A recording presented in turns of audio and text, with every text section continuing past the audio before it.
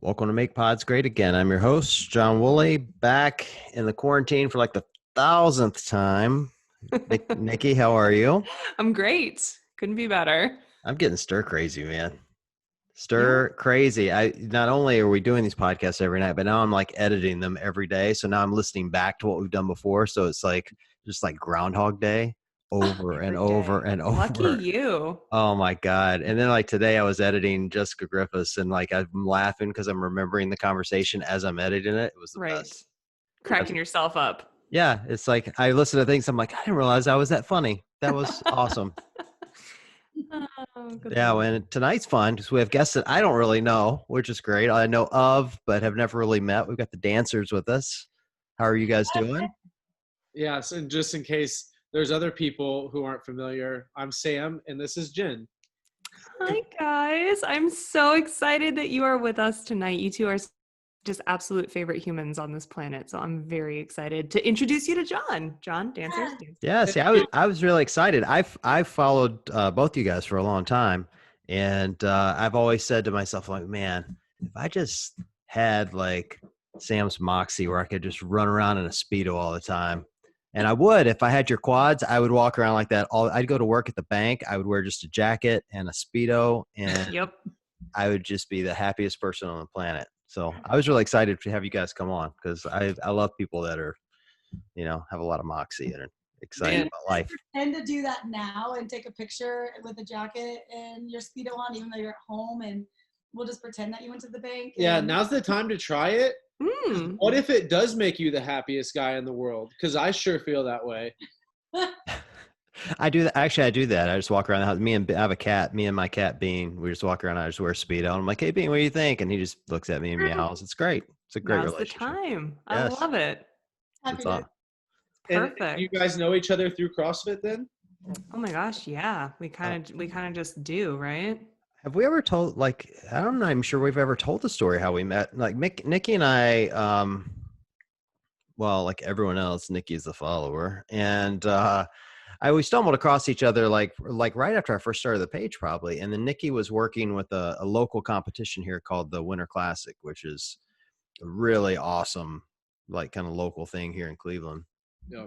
And she was coming to town, and I'm like, hey, let's meet up and talk. And like we'd kind of briefly talked at the time, and I like asked her, I'm like, what are you wanting to do? And she said, and she mentioned she was wanting to do a podcast at some point, and I hadn't even started this one yet, but I wanted to do one. And I don't know, like the stars just kind of aligned at some point. Like I started this, and about 6 months later, like the guy I was hosting it with just didn't really have the time to do it, and it just fell into place. I And was one of your very, very first followers, like way true. back when, before Make Wads Great Again. Back when, were you like CrossFit Trump or something for Yes, a minute? you're old school. Yeah, and like the first few posts, I mean, they were memes and stuff, but also didn't you post like some like analysis stuff, Well, like yeah, charts of like what athletes would be doing what if it was just like stats and stuff. yeah, well, like, so I pay attention to all the details. This thing, like, I kind of know who everybody is. I know who they're related to or married to. And like, so for the media where I hooked up or got to know Nikki is that because she's media, like I kind of figured out who was who. And so I would tag the right people in the right memes. And so if Nikki was in a photo, I would tag her, and I don't know. It's like social media I think people forget that social media is really social and people actually read that stuff. Mhm. And when you get to, I don't know how you guys are, but like when I get tagged and stuff, I look at every single thing I get tagged in, like, and a lot of it hurts my feelings. Um, Can't please everyone. yeah, but and so that was like kind of my philosophy. And so I've met, way more people than I kind of ever dreamed I would, simply by tagging them or just, sending them a quick message and saying, hey, I like what you do. And I think that's kind of how Nikki and I came together. And we were just really fortunate. I think probably the first podcast we did together, we were both like, wow, that was really fun. Yeah. And we've just done it ever since. And how many have you recorded since? Together? Yeah. 60, maybe. Wow. Damn, really?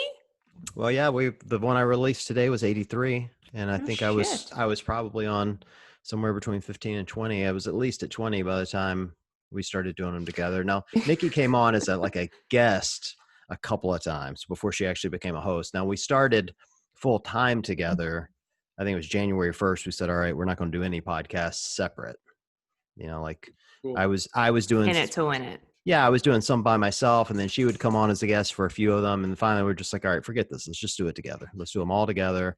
Were If you you can't, doing solo cast? yeah, and it was not as much fun. Yeah, I've wondered that. Doesn't seem like it would be either.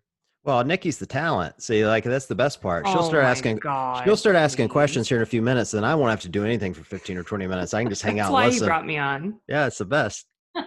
That's we did. why. We did an interview with Annie Thorisdottir, and I literally just sat there enamored for 45 minutes and didn't say crap. John, but the time. reason he didn't say anything is because he was like scared because he has a crush on Annie. Oh, Oh, that's so awesome. Yeah. it was awesome. Yeah, it was awesome. I love it. That was perfect. I didn't have to do anything. I just sat there. Like if I had been doing that interview, it would have just been like, so Annie, you're awesome. Tell us about how awesome you are. Tell us how awesome. She's definitely a very like strong presence. So totally get that. Yeah, I just want to see her. I don't know if I have any questions really for her. I just want to watch her. The first time I like actually like kind of in person like met Annie was at the 2016 games, and we were all sitting down for like the athlete dinner where Dave would come in and announce the first workout. And when she walked through the room, and she's walking through a room of the fittest people on earth, and they look like that too. So they don't just perform that way, but they look that way as well. And so the fittest people on earth are all like turning like their bodies, watching Annie walk through the room. And she was the only person that when they walked through, even with the guys and the girls, that when she walked through, she looked completely different than everybody else in the room. Wild. Yeah, she has that aura about her. Yeah. Like there's something. It's almost like a rock star a little bit. is. You know, it's like when Michael Jackson would walk in the room, or Prince, or someone like that. Everyone's like, "Oh, who is that?" You know. Yep. And she's got that too. So Yeah. I'm glad you guys got to hang out with her. Well, it's funny. We originally reached out to her and asked her to be on the show with us when we found out that she was first expecting. Oh, wow. And similarly, I was so excited to reach out to you guys to see if you wanted to come on and chat with us when I heard that you are expecting. So congratulations. Congrats. Thank you. This is We awesome. did it. You did it. Well, you're doing it, or whatever you want to 7 call it. years. Well, it's funny because for 7 years we never really not tried, but we never tried. I don't know if that makes any sense, but we knew we didn't really know if we wanted kids, but we Never tried not to have them. yeah. So Okay.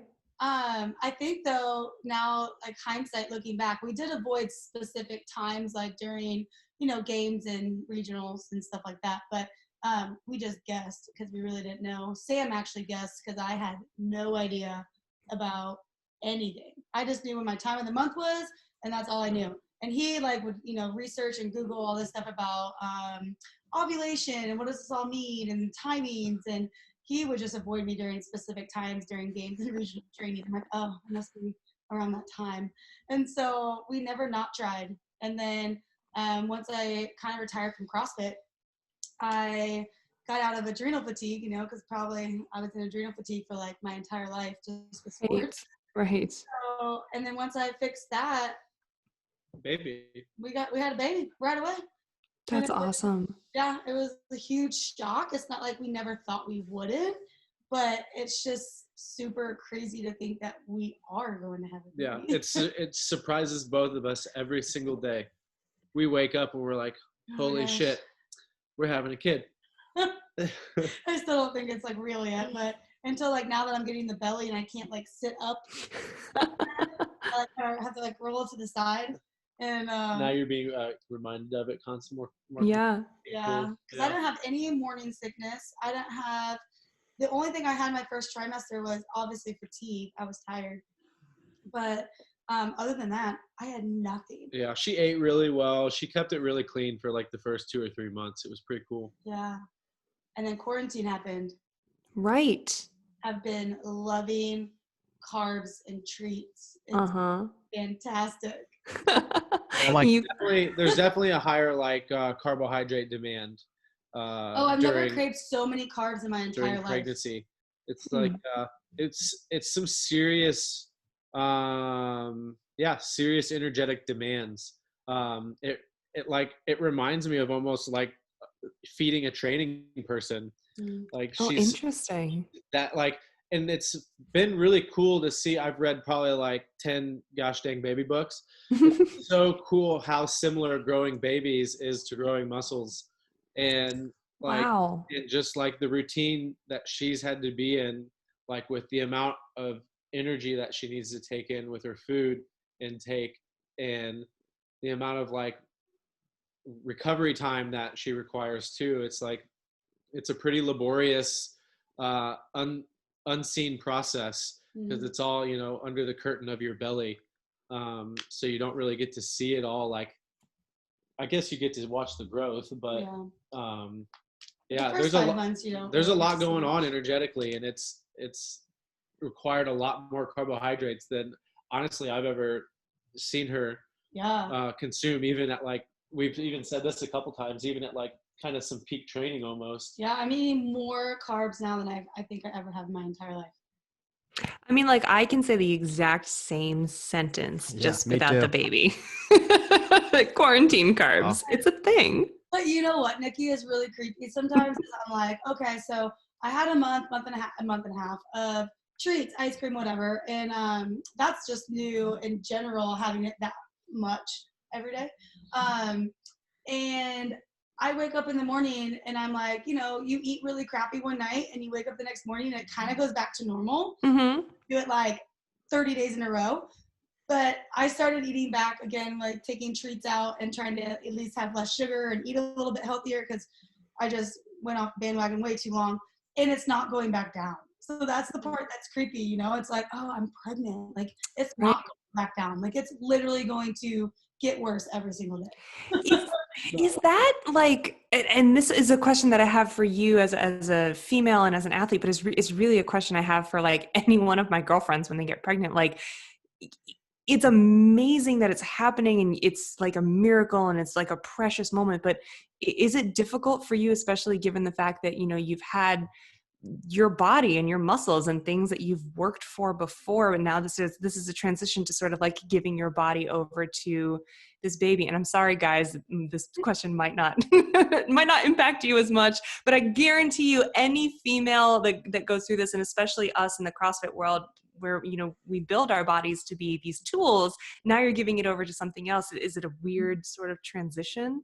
It is, but I'm actually loving it. It's still, So it's cool. still like, again, it's so similar to like, Yeah. we were just saying, like, I feel like our purpose is greater than any purpose we've ever had before, in regards to the preparatory phase that we're going through, and I guess like, and comparatively to like training for the CrossFit Games. Right now we're training for a birth of a child, and it's been so crazy. Like the mindset, like we've had to get, I literally feel like I'm getting ready for like a CrossFit Games type like activity in the birth of this kid, because of how we've had to with our food, with our sleep, with our mindset. Like, we've been having to create and optimize the conditions for the sake of a child and for the sake of an awesome birth experience too. So like, I was just thinking the other day, like, I pictured our birth, and I've been trying to do a lot of meditations and breathing and stuff, just picturing like what I want my birth to look like. Even though I do have those, like, okay, what if this goes wrong? What if this goes wrong? What am I going to do? Just the CrossFit Games, like, hey, I'm going to go out there and try to like perform the best I can. But if this happens, this is my backup plan, or this is what I'm going to go to. It's the exact same thing. And it sounds so weird, but the other day I was in the shower and I was like, oh my gosh, I'm about to have like the hardest weekend of my entire life. Like, is what you usually think about when you go to the games. But I have to do it with all like maybe no sleep for 2 days straight, you know? And it's just weird, but like if I can do CrossFit Games for 3 days, I can have a baby for 2 days. You know, I don't know. It's just like the same kind of mindset, and it's just funny how I'm like, oh, yeah, you have one opportunity in your life to like make this the best performance of your life. And how many days and months to be training for the CrossFit Games? It's the same thing as I'm doing with the baby, except for I'm not training like a psycho. I'm like doing all these breathing exercises 5 times a day instead of training 5 times a day, and breathing exercises, and just making sure I'm getting food, taking naps, taking care of my body. And it's almost just as exhausting as if I was training for the games. Yeah, a lot of work. Yourself is hard. It's hard work.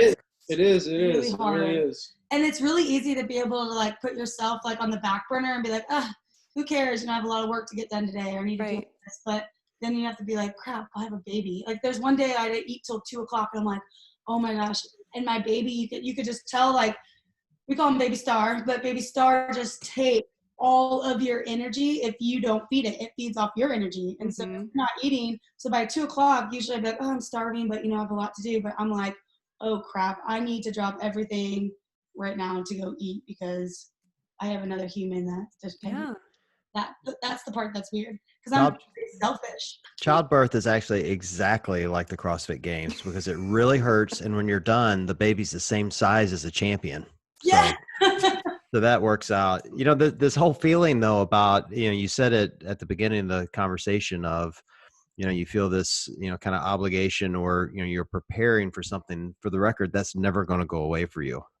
Like as they continue to get older, like mine are 16 and 18. And even now I still feel a tremendous obligation to be a good influence, to be a teacher, to, you know, exhibit behaviors that I want them to carry on for the rest of their life. You know, it does change some because, you know, as they, you know, start to get smart and they figure out you're not a genius anymore, which happens about 10, by the way.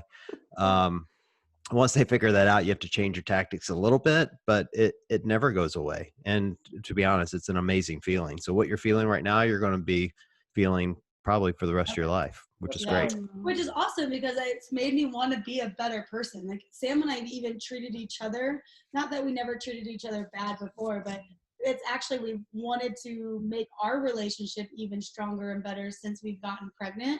And just because there's another person involved now. Right. You're like, there's a kid in the room, and like, we can't act like this. We can't talk to each other like this. We can't put ourselves through this. And because there's someone else attached now. And like she said, we should have been behaving that way before even there was another entity involved. Like the entity of our relationship or our marriage should have been enough for us to be aware of that and awake to that. But you know, I guess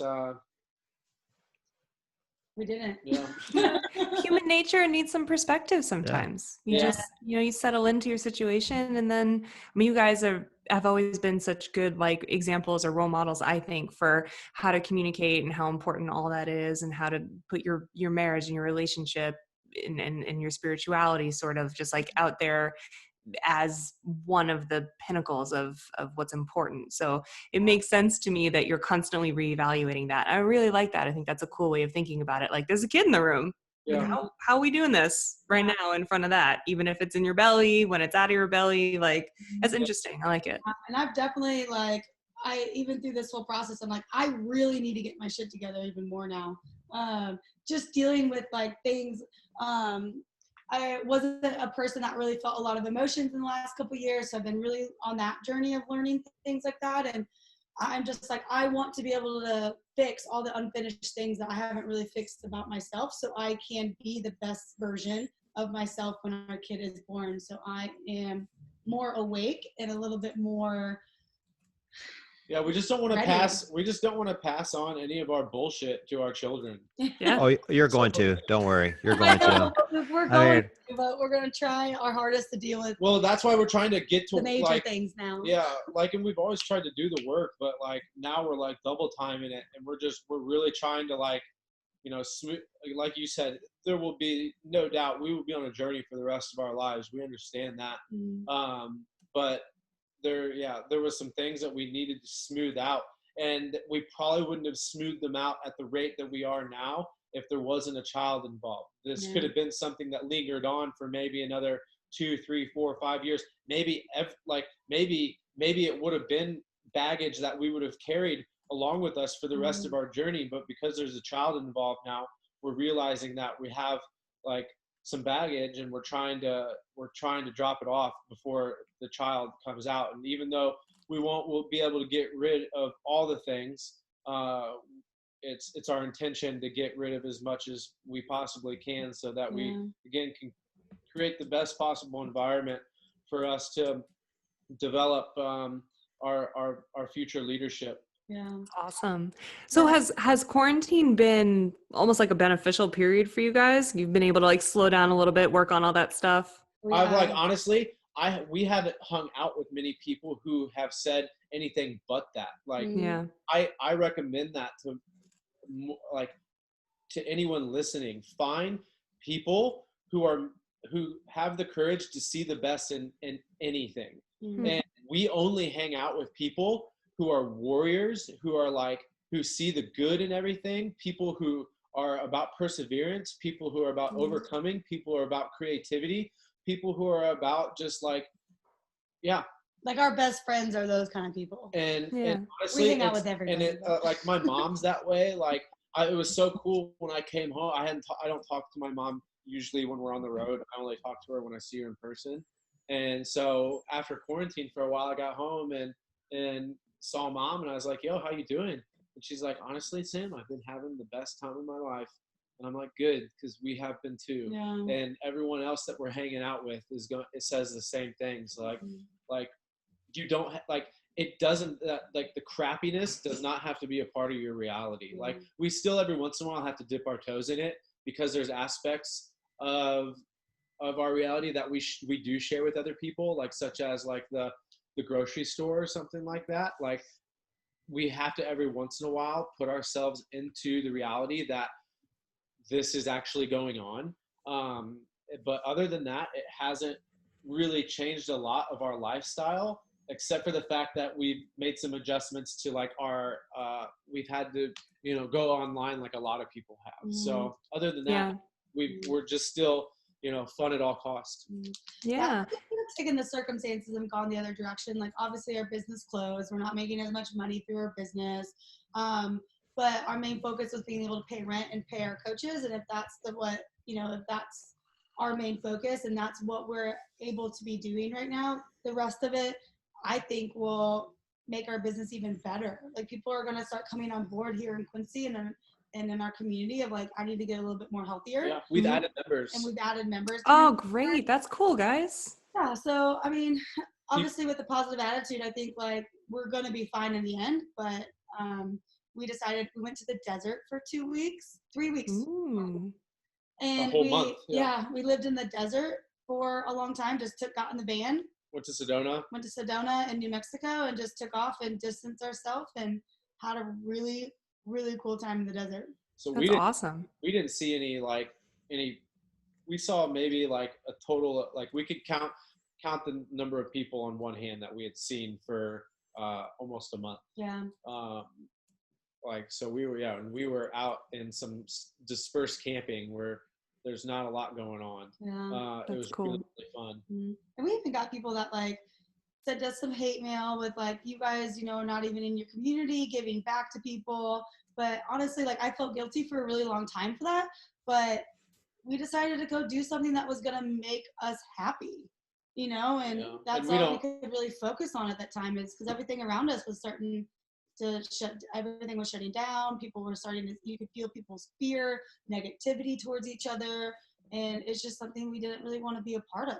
And so I felt guilty for a long time, but we went to the desert and had a really freaking good time. You have got to do you. Like, Dancing. It's amazing to me how many people like stop being human at a time when we really all need to be humans.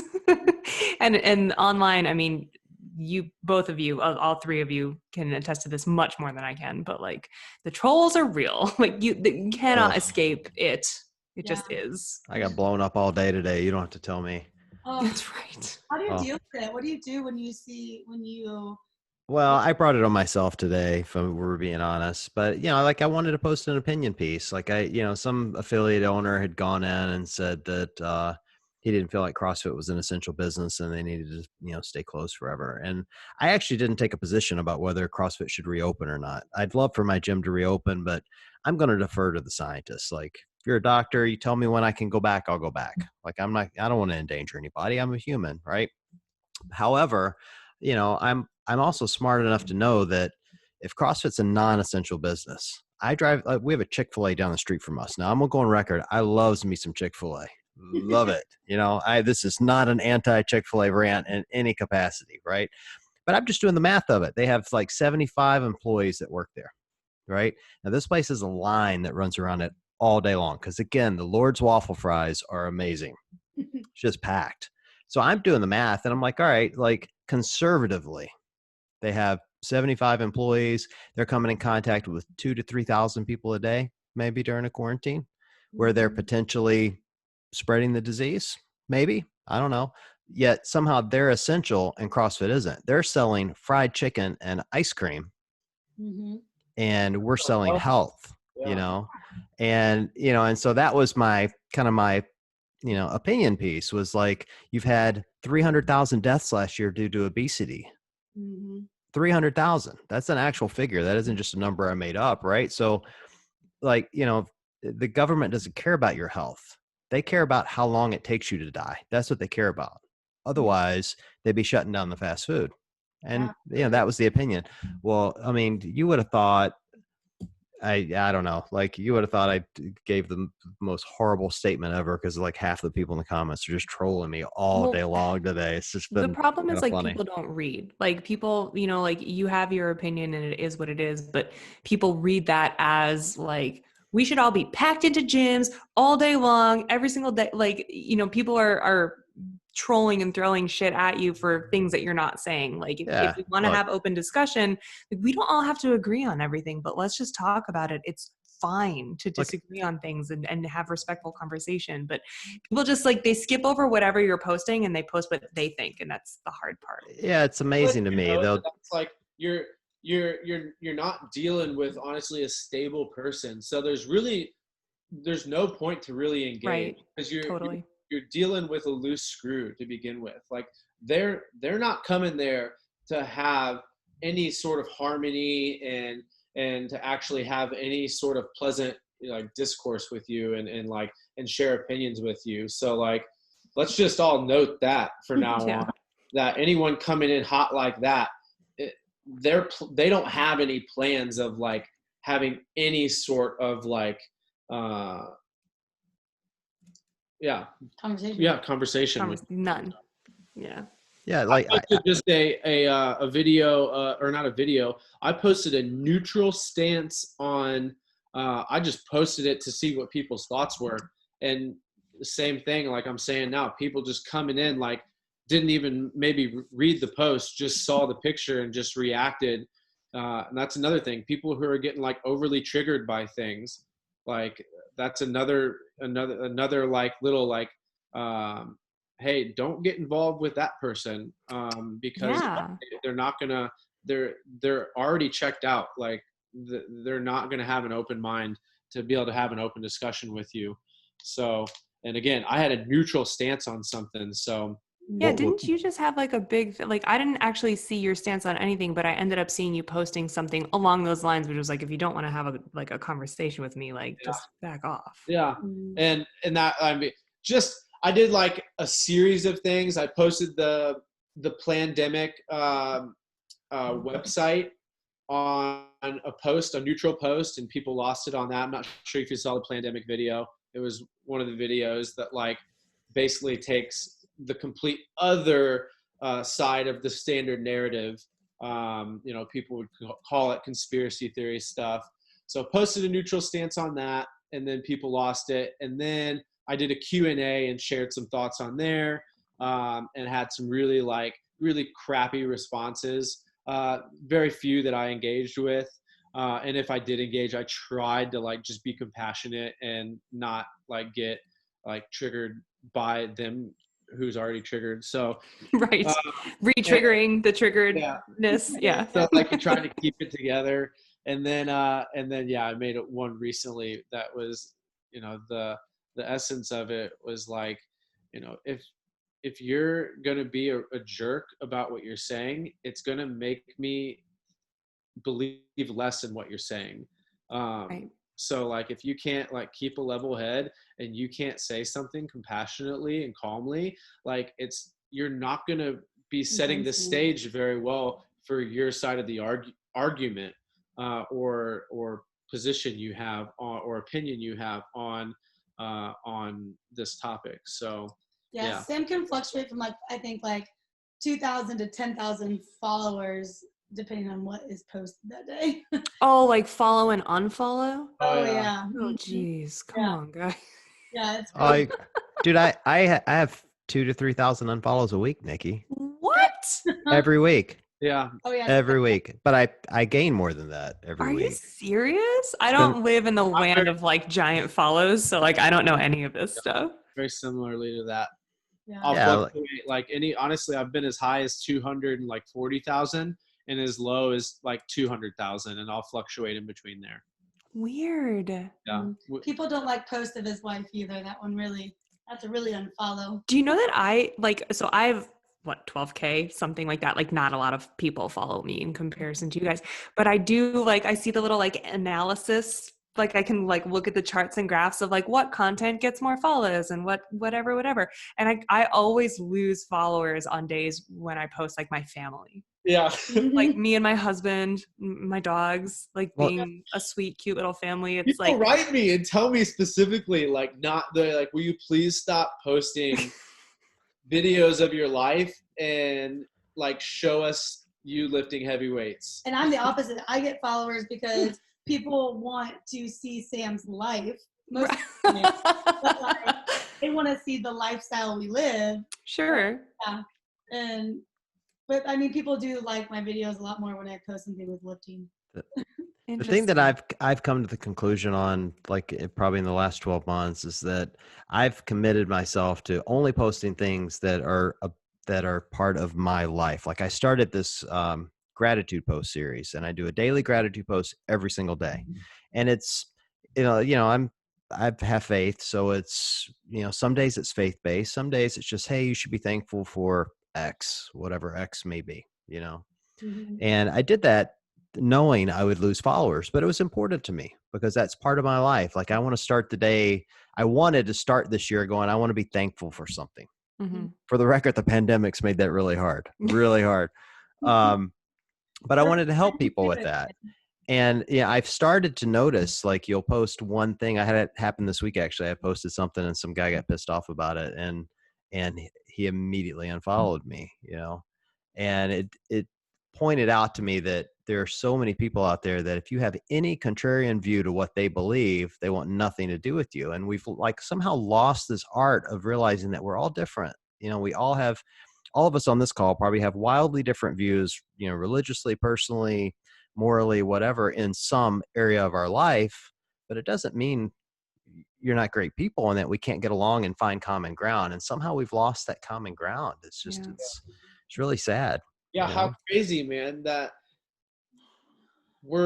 there's literally never going to be anyone like you.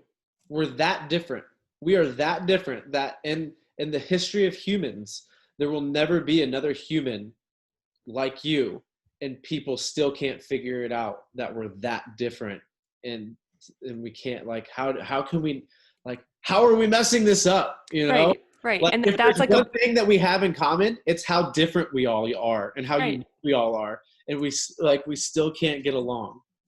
What'll be really fun for you guys is your baby is going to be a lot like Sam and a lot like Jen. And then there's going to be this third component that is neither of you. And you're going to be like, where did that come from? Really?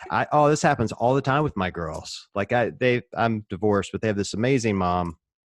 And I'll have moments where I'll be like, oh man, that is so your mom, and then I'll have moments like, I know where you got that from. That's me. They're more like me, for the record. They're real smart asses. But then there's this third component. All of a sudden, they'll like just come up with something and they'll teach me something I had never heard before, and I've never seen from their mother, and it's like totally unique and special.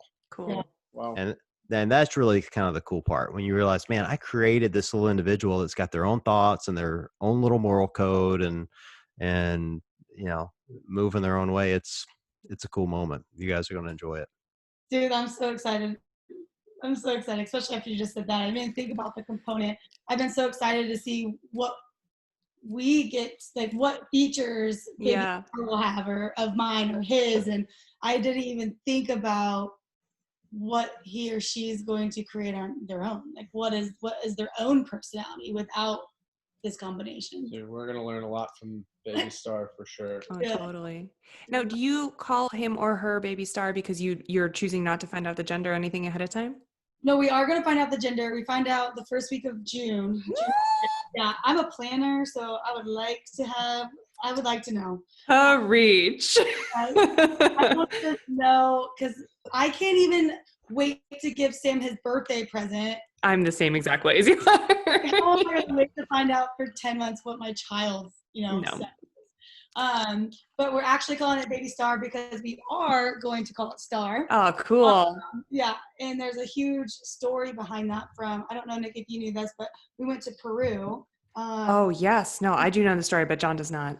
Yeah, so during our Peru trip, Sam had some visions, and long story. Do you want to tell that story? Yeah, I mean, it's pretty. I've told it enough that you know it just as well as I do. Yeah. Oh, you guys got to tell the story. It's so cool. Okay, I'll have Sam tell it. But long story short, we were introduced to our son through some visions. So that's kind of son. So if it's a boy, it's just going to be even more creepier and awesome because we were introduced to our baby as a son. So. Yeah. So here's another thing. Like when I was in the vision, like nobody's mouths were moving. It was all telepathic, but I was meeting with two people that looked very similarly to Jennifer and I. Very well built, a little bit taller than us, a little bit like darker complexion, but looked very, very similar to Jennifer and I, and very royal looking. And also kind of like, they looked like people from like the movie 300. But they were in a very advanced, super sexy. Yeah, it was. But they were very advanced technologically, and beings too, because they were speaking to me telepathically. And they were so thrilled that I was there. And they like showed me around their living quarters and stuff. And granted, I'm not there in body, like I'm there in spirit. So like my spirit body is like floating around their spaceship and really crazy stuff. But they're in body. They had actual bodies. I didn't have a body because my body was in Peru, laying on a mattress next to 8 other people. But my spirit was somewhere else, in this like inner world. It was very cavernous, like a cave. And skip forward, like there was some stuff that happened between me and the people that I was meeting with. And then toward the like kind of the middle of it, they're like, we want to introduce, like we have the honor basically to introduce you to, again, their mouths aren't moving. So like you're getting this information through your head. And like, so I never saw like them say, this is your son. It was like, they're just like showing me, and my son isn't in body. Like my son was like a ball of light. And like I was crying and I was just so happy to meet, my son. And they introduced the ball of light as Star. They're like, this is Star. And Star is going to be, coming to you. And here's Very something really, soon. really creepy. We found out that we were pregnant a year to the date I had that vision. No, come on. Just so creepy. It's too many synchronicities that happen. So we're like, people are going to totally make fun of us for naming our kid Star. And hopefully our kid won't hate us later in life for naming him Star. But there's just too many cool things that happen with this. And so I have a feeling, honestly, this, like in my heart, I have a feeling that when Star is conscious enough to like hold a conversation, like I believe Star will remember that encounter with me. Oh my God, won't that be nuts? Like it was such a powerful exchange that like I don't see how it wouldn't happen. You know, it was the most real thing I've ever experienced in my life. It kind of, for a second, it takes a while to integrate back into true reality because it doesn't have the same definition, if you will. And maybe I feel that way because I'm blind, but like this vision was more real than what I see our reality as. Like that, I feel like this experience and then the experience that he realized, was it God or Jesus? Like the moment that you almost like became a Christian, like the moment you became a Christian, that just hit you really hard. Well, those are like the most two craziest stories he has, but the two most real stories the realest things that have ever happened to me. Yeah. When he found Christ. And it's so crazy because like, you know, it's hard to tell somebody that and for them to think that, you know, that has any, you know, is real to any degree. Like I feel like most people just call something like that a hallucination or like a dream or like a vision, or you imagine it, but it's nothing like that. It was again, it was the realest thing I've ever experienced in my life, and it definitely gets you quite excited for what is after this this three-dimensional kind of reality, and like, because whatever's next, like, it's got to be freaking cool, like, because that was the like coolest thing yeah ever. That was the coolest thing and scariest thing too, and like difficult thing at the same time. It wasn't all just pure bliss and like this awesome vision. So I don't want to make it to anyone who's listening for it to sound like, even though I'm saying it was the realest thing I've ever experienced, it was also some of the hardest and scariest. Some of the scariest shit we've ever done in our lives. So I wouldn't go signing up for it. Right. Yeah, because like the number one thing that solidified even my Christianity through that is because as a Christian too, and growing up in a Christian home, I've heard of like, you know, the evil side of things and the good side of things. But during these experiences that we have, I've never saw the good and the evil at the same time. Like I've never wanted to be in the spiritual realm, the realm that's unseen to us, you know, in regular life. Yeah. But like during that moment was one of the realest moments that was the most solidifying, that I'm so glad that I'm a Christian and I have these experiences, but also how real the spirit world is and how scary that can be too. And so it wasn't all bliss and amazing like visions. It was definitely very hard at the same time, seeing the good and the bad, you know. I don't know, I don't like to call it good and bad. What do you call it? You know Nikki's Jewish, so Nikki, this is all in the Bible. I'll show it to you later. Okay, just show me later. That's the sequel, right? Yeah, it Book does. 2? Yeah, okay. it is. It says right in there. Yeah. It says heaven is freaking cool. That's exactly okay, what that's word for. I don't know. That's the King James version, though. I don't know what the translated version. I stopped at the end of the first book. I haven't gotten to the sequel yet. You know, the new one, the newer one. Yeah, I'll show it to you. Thanks. Really, really well versed in that first one though. That OG, you know. I heard that. Genesis, I just heard that. What's up? I just heard that entire amazing story, and the whole time I'm just thinking, who are the 8 people on the mattress? I need to know who the 8 people are. Yeah, we didn't know them either. So we didn't know them either, but this dude next to me who took the least amount of the brew had the most horrific, like full on like exorcism like experience, and arm's reach away from me.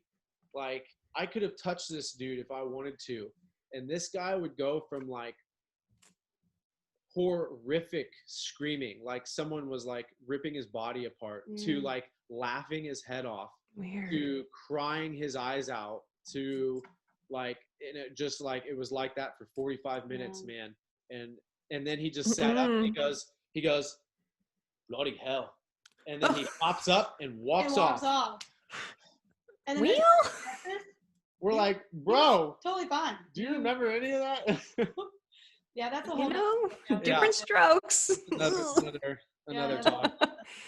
Well, that's like the whole thing is just so wild and different and interesting. And you know how like, have you ever heard of people telling crazy stories about when their kids were little and they would like say shit and they didn't know where it was coming from? Like, you know, like anything from like they can see the ghost in our house to like they had this former life that they like recall on, but like little kids that like should not know the things that they're talking about. You guys are gonna have to like pay attention to like what comes out of his mouth eventually when he like can start talking. Be like, wait a minute, where did you get that? Like, you're too young to be saying things like that. Like, where did that come from? I told Sam, I'm like, so what's like the appropriate age that we can tell our kid how we name him Star? Right. So that's going to be really interesting and fun. But we're super excited. And the first time too, Sam found out I was pregnant. He didn't believe me. He was like, let me see the stick. Show me the proof. I come back down. I'm like, here's the stick. And he's like, let me see the directions. Give me the box. Did you pee on this right? I'm just wondering. I said that. I almost needed like a blood test to have full on confirmation. Yeah, so we got a blood test and then he was like, okay, I think it's like now I think you're pregnant. And I'm like, me just telling you that doesn't excite you? He's like, Jenny, you are so bad at all this kind of stuff that I just didn't believe you. Sometimes it just got to be real, and then it's got to sink in. Yeah. Look, it hasn't. Like, we still wake up every day and we're like, holy crap. Yeah. You can tell your kid early on, like as early as you want, how he got his name. That, for the record, you can. When my girls were little, really little, I remember distinctly, I was taking the girls to church and they were just learning about Jesus, right? And Megan had gone to Sunday school and it was around Easter. So they were talking about the resurrection, Jesus dying and being raised from the dead. Now I want you to keep in mind, she was like 5 or 6 years old, you know? So she comes out and she's like, Daddy, I got to talk to you about this. And I'm like, well, what is there to talk about? And she's like, people can't get raised from the dead. Like, people, when you die, you can't come back to life. And so I'm trying to explain it to her. And so finally I'm like, wait, let me ask you a question. She's like, yeah. I'm like, so Santa Claus. She's like, what about him? I'm like, well, you know, he's going to come this year and he's going to bring you presents, right? And she's like, yeah. And he's going to fly all over the planet and give kids everywhere presents. She's like, yep, absolutely. And I'm like, but you don't believe Jesus can be raised from the dead? She's like, not so much. I'm like, this is the way kids think, like, my point to that is, it's like, it doesn't matter what you tell them. They're going to come up with their own conclusions. Oh, I got you. They're going to figure it out on their own, Gosh, it's so crazy. It's just crazy to me that they have their own thought process that early. Oh, they do. Like, when they're really, really, really little, they figure stuff out. Like, it's. Well, Sam believed in Santa Claus till like he was 15. So. Well, wait. What do you mean believed? Santa Claus is real. All right. Guys, we are not bursting bubbles on this podcast. Yeah, don't be bursting my bubble. You never know who's listening. Yeah, Jen. Family. I hope we don't have any young listeners, because I have been swearing like a sailor. Yeah. Oh man. You've done really good tonight, Nikki. No swearing. I'm trying You've done to do so better. Good. Good. Now that these go on YouTube, I'm trying not to offend any of the viewers. Yeah. That's tough. We've had a weird week. Like, Nikki and I have been kind of operating this podcast like nobody listens, and then this week we charted on iTunes for the first time. Oh, congrats. Yeah. And like, it caught us both by surprise. We're like, oh my God, people are like, our moms told somebody. I really just thought it was like my mom and my best friend Whitney. Like, I'm like, no one else listens to us. There's no way. I did find out this week that my ex-wife's mom listens to our podcast. So shout out to Mama Carol, who listens to us. She doesn't CrossFit. Like, she just lives down the street from me, but she listens. We've been divorced for like 15 years now. She's just like, so cool. I know. I was kind of touched. I'm like, that's really sweet. So I hope she listens to this. I'll say hi to her. But Yeah. So guys, like, it's like impossible to plan too far ahead or look like way into the future or anything like that. But like, given the fact that you are starting a family, do you think at all about like, is competitive CrossFit in the cards again at some point for you, Sam? Or do Oh, you, yeah. Totally. yeah? I know people say our life's going to change drastically, and it is. It's going to change, but we're planning on still dragging that kid into Cool. Oregon, having van life, you know, doing the things that we usually do. Like, it'll just be a different look to it all. But we're going to try our hardest to continue to do stuff that we still love. And that's traveling in our van, that's Sam's competing. I don't see those things changing. It's just going to be a different route to how maybe we get there. Cool. Right? Yeah. Yeah, totally. So it's going to be really weird. Like, honestly, we were just talking about like, I was like, Jen, how crazy, like, for a lot of people, we might not be competing for, honestly, like, I hope it's not this way, but this could not get better. And if, you know, the way that they're like kind of unpacking things and what you, and again, it's just like, you just hear it, you know, like people will be like, you know, there might not be church gatherings of over 50 people for another year or something like that. And if that's the case, like, then you guys not be we're not going to be competing, you know? Right. So, and yeah, that's really crazy. But honestly, I'm like, that's okay. Like, it's not going to change the way I do anything. Like, I'm still going to train the same way, like, cause I love the way that I train, cause I train to feel good. So like, nothing's going to change there. So like, I'm always ready. Like, I'm always ready to go compete. I'm 2 weeks away from at any moment to go compete. Yeah, we might not be competing for a really, really long time. But at the same time, it's okay. Cause like, I feel like plenty of other things that I enjoy just as much as that. I think it's really sad though, because Sam was gonna go do individual this year, which I've been waiting for him to do individual and just go crush it with half the hours that he puts in than everybody else. And I just really wanted to see where he was in his fitness with that. So going into the West Coast Classic, he decided, I'm gonna train an hour with our class. So he was only training an hour a day with our CrossFit with our group classes at the gym. And he would probably spend like a half an hour on some breathing and like accessories. And other than that, he was just he trained like that for a couple months. And he was just going to show up to West Coast Classic and see how he did with just that. And I was just so excited to see his progressions, because he was going to do that for West Coast. And he had 3 or 4 other sanctional events he was going to go to. And then he was going to like ramp each one up maybe, leading to, you know, hopefully the CrossFit Games, but still being a very balanced, healthy, feel good, still has a business, a wife, you know, family, and still be able to function, you know? Yeah, still travel, still do the van life thing. Like, I was really excited. excited. We were training on the road, like in our van, and like, and yeah, and I was excited too, which is cool to know. Like, every year I almost like, I kind of reevaluate, and I'm like, oh, am I still going to compete? Like, and it's like, is that still fun for me? Like, I don't want to do it just because like I feel like I have to do it, but every year it comes around and I'm like, wow, I really love this stuff, and it's a lot of fun, and I'm still competitive, you know? So, yeah, so that part's a bummer, because I was just really excited to see Sam as an individual. Like, the year that he went to the CrossFit Games was also the year that he, you know, had a broken leg and had to just deal with it, and he just didn't get to perform exactly the way he wanted to. So this time I was just so pumped. That is a bummer. As a big fan of your professional athleticism in addition to just like being your friend.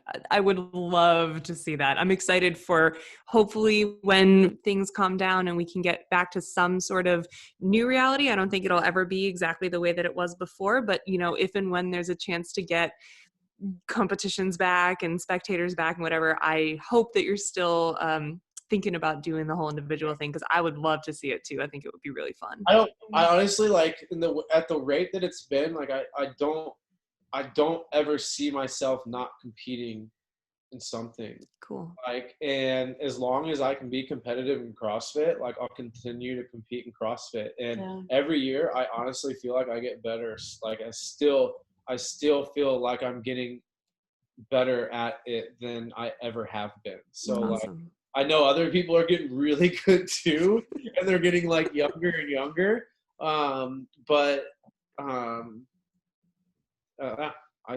still feel like I keep getting better and better. So you know, you're gonna have like a secret weapon coming up. You gain dad strength, I hear. Is there a thing of daddy strength versus like mommy strength? It's with a New Balance endorsement. That's exactly it, right? Yeah. This is a personal question, but did you try your wife's milk when you had kids? Oh God, no. Really? No, I didn't. No, I did not. Didn't? No. I feel like every like. I shouldn't have said it like that. I apologize. What? No. That's not weird. That's not weird, because it is like a bizarre thing. But I feel like all my friends who are having kids now, like every dude is like, I mean, I didn't. Need to know. No. I tried my friend's milk. I didn't take it out of her tip. Yeah, I mean, I tried the neighbors. Does that count? Yeah, totally. No, well, our first kid, we used formula. So no, definitely for the first one. And then the second one, it was kind of weird. Like, this is how kids are so different. You know, you make different choices with different babies. So the first baby, her name's Mira, and we used formula for her. And I fed her every night because my ex likes to sleep. I think she still does. So I hear. But so I would get up in the middle of the night and I'd feed her formula and go off to work the next day. Well, with Megan, my ex wanted a different experience for herself, and so she decided to breastfeed.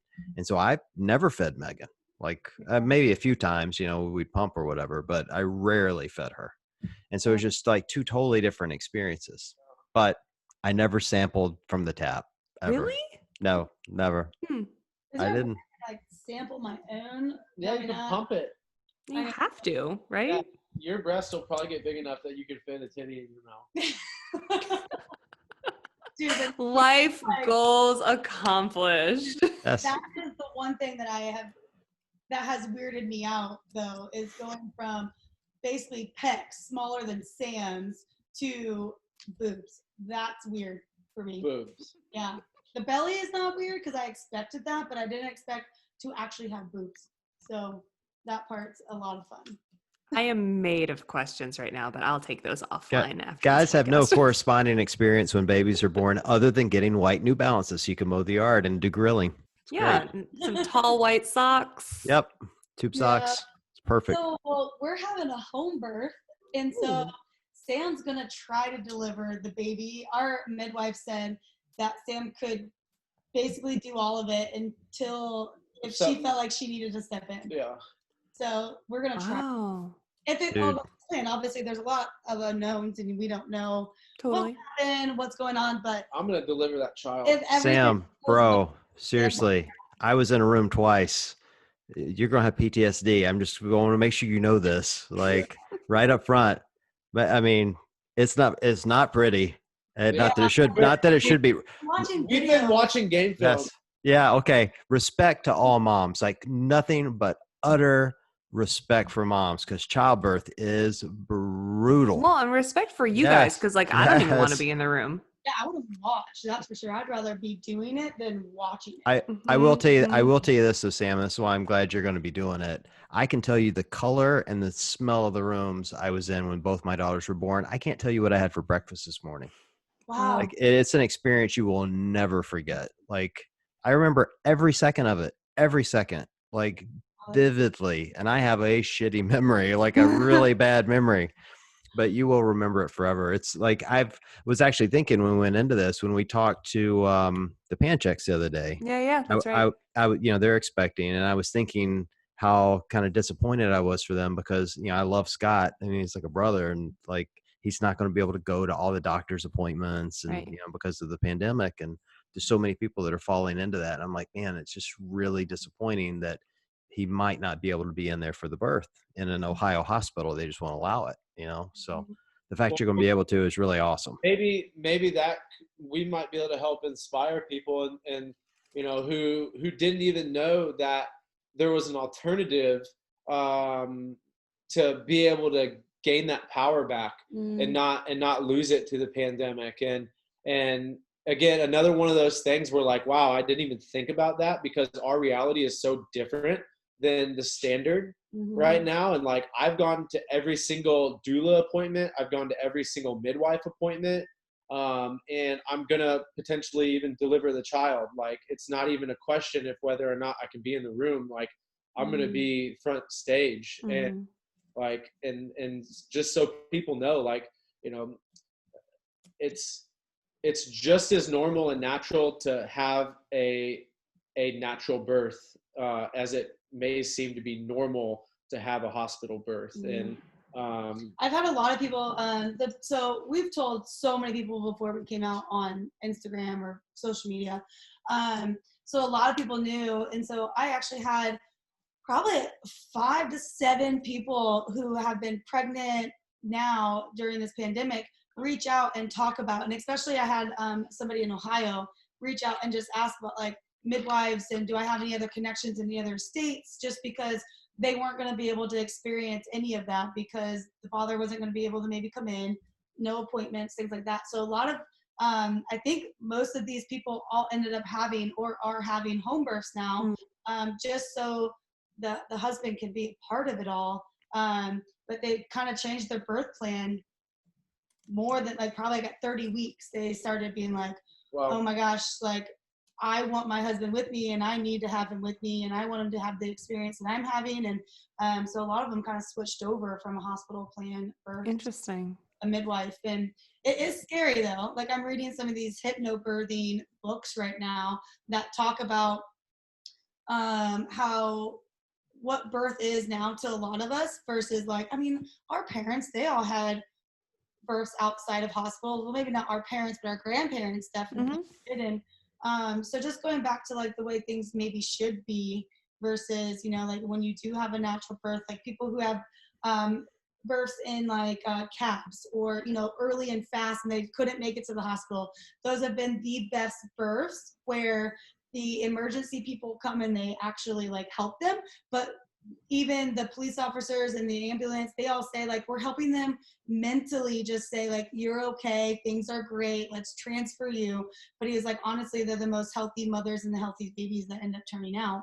It became supernatural and just the exact plan that it needed to take, you know, not with a lot of lights and doctors and all these kind of things. So I'm just reading a lot of that and just trying to wrap my head onto a different concept of what birth is and how it maybe can be at the end. But it's a scary process. So. Yeah, no, and so many unknowns and so many options. And it's cool to hear that you guys have a plan and have people in place and you're mentally like, you know, in a place where you found something that works for you. And I think that's like the coolest part of it.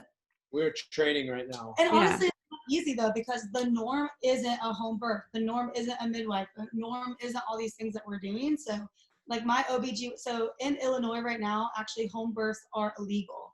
And so, yeah. So we're hoping that the bill is supposed to be passed in May for in Illinois to be legal. But just because it's going to become legal here in Illinois, we live 5 minutes from Missouri. So we'll just hop to, you know, Missouri to have the baby at a house. But it is illegal here, and my OBGYN and any doctors here in town won't take me in to get a sonogram or to get like a checkup of some sort outside of what my midwife is doing. They all said no. So I have to go. Like because you're planning a home birth, they said no? I'm planning home birth, and nobody around this area is for that. They can't be because, well, I think they could still help us, but it's illegal here.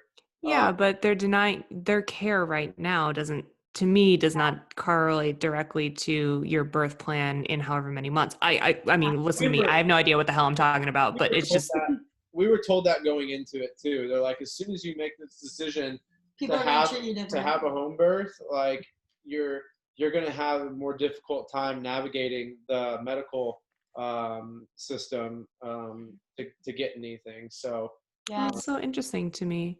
Yeah. It just there's so many different options. It's bizarre to me that, you know, people would sort of put roadblocks up depending on however you decide to do it for you. Well, if I have like an immediate emergency, I can go 3 minutes down to the hospital and they have to treat me. Like they can't turn me away.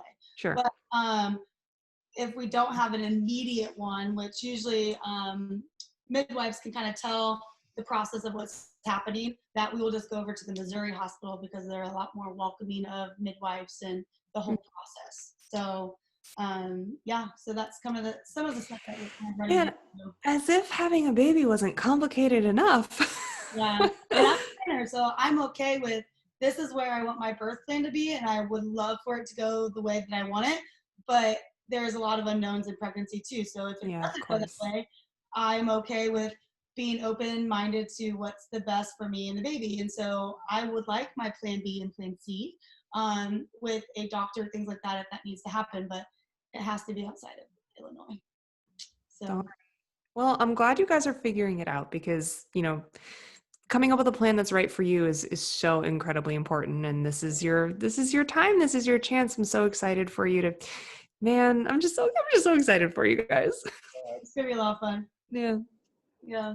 John, do you have any, like, I don't know, final words of wisdom, dad advice to impart? And I'm still kind of stunned by trying to decide if I had tried the mother's milk before. You can try mine if you want. I'll send nice. Yeah. Batch. Now I'm more stunned. No, I don't know if I have any advice other than just, you know, be who you are. Like, you know, it's easy to be super excited, and you should be super excited about a baby. But, and, you know, I love what you guys said earlier about you're trying to be, you know, kind of your best self. You want to be the best role model you can be for a child. Like I started CrossFit because of my daughters. Like I wanted to be a good role model for them, and I wanted them to see somebody who, you know, exhibited hard work and fitness and taking care of themselves and a healthy lifestyle. And I've continued that, you know, but all through that, I never quit being who I was. Mm-hmm. And what I found now that they're basically, you know, young adults is that they have become who they are. They respect who I am, and I respect who they are. And they've taken some of my traits. They've taken some of my ex-wife's traits. They've taken traits from people. I don't know who they got them from, you know, no idea. And it's just enjoy the journey, man. Just enjoy it. Every second, every moment is exciting and fun and different. You know, like that first year when they can't do squat, but just sit there and poop and eat, like it's fun. And then they start walking and that's fun. And then they, you know, start, you know, watching Dora the Explorer and that's fun. And then they figure out you're an idiot and that's fun. Like seriously, like I give you all, it just keeps on going. You know, they always remember you're an idiot past that. But, you know, it's just be who you are. You guys you'll have a blast. I'm excited for you. To be honest, I'm a little jealous because I loved, you know, I love being a dad. I loved that beginning and just like the entire journey. And like my journey's kind of, it's not that it's ending, but you know, I'm kind of at the tail end of the raising and now they're about to be out on their own and you're at the beginning and, you know, you're at the best part. So congratulations. Thank you. Well, hopefully you get to start all over again with them having kids one day. And yeah. Not soon. No. No. Right now. Take it all back. I've been laying down the law with them on that one. I told them the other day, I'm like, 10 years from now, it's fine. Maybe. Maybe 15. Yep. Exactly. Yeah. Well, thank you so much for being on. We appreciate you guys, spending some time with us. I learned a lot. It's been a lot of fun. We love you. We love you dearly, both of you. Yeah. Yeah. And you guys got another follower. We'll start. There you go. Okay. Yes. This was the whole point. Yes. One more. You have 87 followers now. Yes. That's all that matters. 88 or whatever. How many shows did you say you've done? 87? Yeah, it's perfect. Yeah. That's perfect. One follow per episode. All right. Well, thanks, guys. We appreciate it. For everyone listening, thank you for joining us tonight. We hope you had a good time, and we will talk to you all soon.